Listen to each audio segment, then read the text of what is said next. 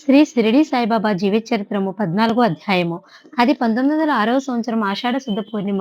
దీని వ్యాస పూర్ణిమగా అందరూ ముందు హైందవ ప్రముఖులు నిర్ణయించి ఆ అష్టదశ పురాణాలకు మూలకారకుడైన వ్యాసుని పేరున దీన్ని వ్యాస పూర్ణిమగా నిర్ణయించారు.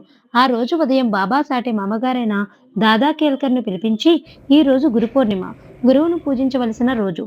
నీవు వెళ్ళి శ్యామ మొదలైన భక్తులందరినీ పూజా సామగ్రితో తీసుకునిరా అని చెప్పగా, దాదా కేల్కరు ఆనాడు అక్కడ ఉన్న భక్తులందరినీ సమీకరించి పూజా ద్రవ్యములతో సహా మసీదుకు తీసుకువచ్చాను.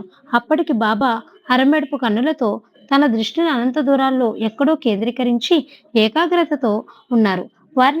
అతని స్థితిని గమనించిన వారందరిలో ఏ ఒక్కరికి బాబాకు ధ్యానభంగం చేస్తూ వారిని మాట్లాడించుటకు ధైర్యం చాలలేదు. కొద్దిసేపటికి తర్వాత బాబానే కళ్ళు తెరిచి ఎదురుగా ఉన్న భక్త సమూహాన్ని చూసి ఒక క్షణం కాలం మళ్ళీ మౌనం వహిస్తారు. అంతవరకు బాబా శక్తివంతులైన అద్భుత శక్తులు గల దైవ స్వరూపం అనే నమ్మకం వారందరిలో ఉంది. కానీ సాయిని గురు రూపంలో పూజించాలనే భావన ఎవరికీ లేదు. అందువలన గురు పూజ అంటే ఏమిటో, ఎలా చేయాలో, ఎవరికి చేయాలో, ఎలా చేయాలో అర్థం కాక చూస్తూ ఉండిపోయారు. వారి మనోభావాల్ని గమనించిన సాయి వారికిలా బోధించారు. మీరంతా నన్ను ఒక దివ్యశక్తులు గల ఫకీరుగానే భావనతో పూజించి, అర్పించి ఆరాధిస్తున్నారు. మరికొందరు నన్ను సాక్షాత్తు దైవ స్వరూపం అంటున్నారు. కానీ చిత్రాతి చిత్రమైన ఈ సృష్టినంతటికి యజమాని దేవుడొక్కడే. అల్లా మాలిక్ ఏక్ హై. నేను ఆయనకు ప్రియ అనుచరుడను మాత్రమే. మీకందరికీ నేను తండ్రి వంటి వాడిను. మీరు నా నుంచి ఉపయోగం పొందాలి. మీ ఆలోచనలను, ఆచరణను భౌతికం నుంచి ఆధ్యాత్మికం వైపు మరల్చి మీ అందరిలో సత్య, ధర్మ, శాంతి, ప్రేమలను పెంచి, పోషించి వాటి ద్వారా మీ ద్వారా మానవజాతి అంతటికీ శాంతి సౌఖ్యాలను ప్రసాదించమనే దారిని చూపించడానికే నేను వచ్చాను. ఇది ఈ సాయి అవతార లక్ష్యం. అందరి దేవుళ్ళను పూజించినట్లుగా నన్ను కూడా ఒక ఫోటోలో పెట్టి పూజ చేసి ఊరుకుంటే మీరు నా వల్ల ఉపయోగం పొందలేరు. నన్ను మీ గురువుగా భావించి నాకు మీరు సర్వస్వ శరణాగతులైన జీవితంలో నేను స్వయంగా ఆచరిస్తున్న విధానాలను, మీకు బోధిస్తున్న విషయాలను జాగ్రత్తగా అవగాహన చేసుకుంటూ వాటిని ఆచరణలో పెట్టాలి. మీరు చేయు కర్మల పనులే మీ భవిష్యత్తు జీవితాలకు, రాబోయే జన్మలకు కూడా పునాదులు. ఈనాటి ఈ వ్యాస పూర్ణిమను మీరంతా గురు పూర్ణిమగా భావించి, గురువుగా నన్ను ఆరాధించి, ఆనందించి తరించవచ్చును అని మృదు మధురంగా, అతి సున్నితంగా విషయాన్ని వివరించి చెప్తారు. గురు పౌర్ణిమ. అక్కడి వారందరిలో మొదటిగా దాదా కేల్కర్ పూజా పళ్ళెంతో బాబా వద్దకు వెళ్ళి సాష్టాంగ ప్రణామం చేసి పాదాలను కడిగి ఆ తీర్థం కొంత లోపలికి తీసుకుని తాను తలపై జల్లుకుని అక్కడి వారందరికీ ఇచ్చిన తర్వాత బాబా నుదుటిపై గంధం పూసి బొట్లు పెట్టి అక్షంతలు పూలతో పూజించి బాబాకు ముందుగా కొబ్బరికాయను కొట్టి కర్పూరపు ఆరతినిస్తూ ఉంటే బాబా యొక్క మొహం దేదీప్యమానంగా వెలిగిపోతూ క్షణక్షణానికి రంగులు మారుతున్నట్లుగా చూపరులకు కనిపిస్తూ ఉండగా ఆశ్చర్యాన్ని పొందిన ఆనాటి భక్తులంతా బాబా పాదాలను తాకి నమస్కరించాలని తహతహలాడారు.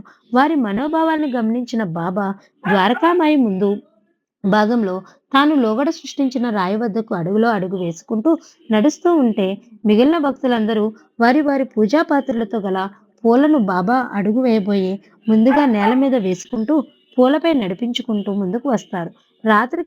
రాతి దగ్గరకు చేరిన బాబా దానిపై కూర్చుని ఎడమ చేతిని కుడికాలు బ్రొటనవేలుపై ఆంచి కుడి చేతిని కుడికాలు తొడపై ఉంచుకుని దృష్టిని కేంద్రీకరించి ఒక్కొక్క భక్తుని రెండు కళ్ళల్లోకి చూపును కలిపినట్టుగా బాబా యొక్క చూపులు భక్తుల హృదయాల్లోకి చొచ్చుకుని పోయి హృదయ వీణ యొక్క తీగల్ని మీటినట్లుగా మధుర భావనలు హృదయంలో మొలకెత్తి అంతవరకు జీవితంలో ఎన్నడూ అనుభవించిన ఆనందాన్ని వారు అనుభవిస్తూ పరవశులై బాబా పాదాల మీద తలవాల్చి నమస్కరిస్తే వారి పాదాల్లో నుంచి ఏదో దివ్యశక్తి భక్తుల శరీరాల్లో ప్రవేశించి హృదయంలోకి వెళ్ళినట్లుగా అనుభూతి పొందారట. సద్గురువు నుంచి లభించే ఈ శక్తిపాతం ఎవరికి వారు అనుభవించి ఆనందాలే తప్ప వర్ణించడానికి వీలు కాదు. ఆనాటి ఆ విచిత్ర సంఘటన అనుభవాలను స్వయంగా అనుభవించిన వారంతా ఆ మరుసటి ఆషాఢ శుద్ధ పూర్ణిమ నుంచి గురు పూర్ణిమ ఉత్సవానికి మేళతాళాలతో బాజా భజంత్రితో వివిధ రకాల అలంకరణలతో చేయడం ప్రారంభించారు. ఈనాటికి ఈ గురు పూర్ణిమ షిరిడీలో నిర్వహించబడుతుంది. సాయి భక్తులందరికీ అతి ముఖ్యమైన ఈ గురు పూర్ణిమ నాడు తమ శక్తి కొలది అందరూ గురువును పూజించి గురు అనుగ్రహాన్ని తప్పక పొంది తీరాలి. భక్తి శ్రద్ధలతో ఈ రో ఆ రోజున గురు పూజ చేయవారికి గురువు సులభమైన సాధ్యుడై నిరంతరం తోడు నీడగా ఉంటాడు. సాయిబాబా తను స్వయంగా చెప్పిన ప్రకారం సద్గురువు కాబట్టి వారిని మించిన గురువు మనకు ఈ భూగోళంలో ఇంకొకరు దొరకరు.